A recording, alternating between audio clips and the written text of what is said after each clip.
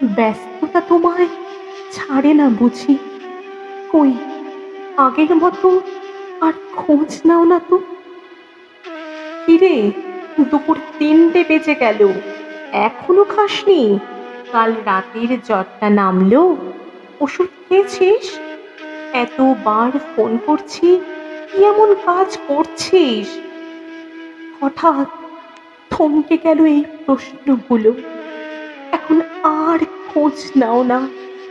ওই যে আগে কথায় কথায় বলতে, তোকে বড্ড মিস করছি, সেটাও বুঝি আজ নিছক মিথ্যা হয়ে গেল? তুমি কি বুঝতে পারো না আমি আর অভিযোগ করি না?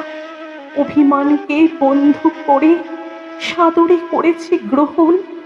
কারণ তুমি একদিন বলেছিলে, সত্যিকারের ভালোবাসলে তার চুপ করে থাকার কারণ নাকি বোঝা যায়। কিন্তু কোথায়? তুমি তো বোঝনি। তোমায় এই মিথ্যে ব্যস্ত পৃথিবীতে কেউ একজন নীরবে তোমায় মনে করে প্রতিটা সেকেন্ড। ব্যস্ততা বুঝি তোমায় ছাড়ে না?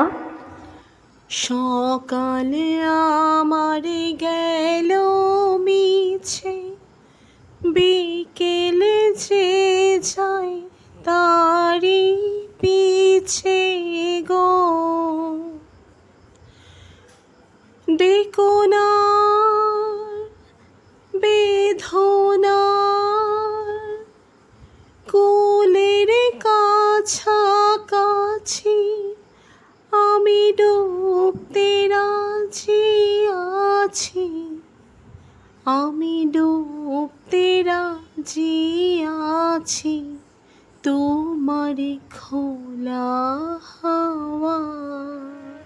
ভালোবাসলে কি এত দূরে থাকা যায়? ছুঁতে ইচ্ছে করে না প্রিয় মানুষটাকে?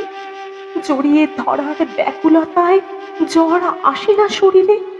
প্রতি রাতে ঘুম ভেঙে গেলে অস্থির লাগে না?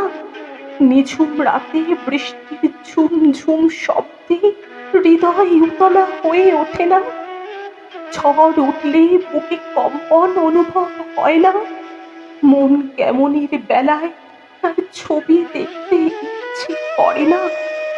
আজ সন্ধেবেলা একটা একটা করে তারা খসে পড়ে, কিন্তু হাতে হাত রেখে ওই তারাদের খসে যাওয়ার অনুভূতিটা আজ আলাদা। চোখের সামনে দেখেও বলতে পারি না, স্বরগুলো যেন আজ রুদ্ধ। কণ্ঠ আমার রুদ্ধ আজকে বাঁশির সঙ্গে ধারা। আজ আমার বাঁশির সুরগুলো এলোমেলো হয়ে গেছে।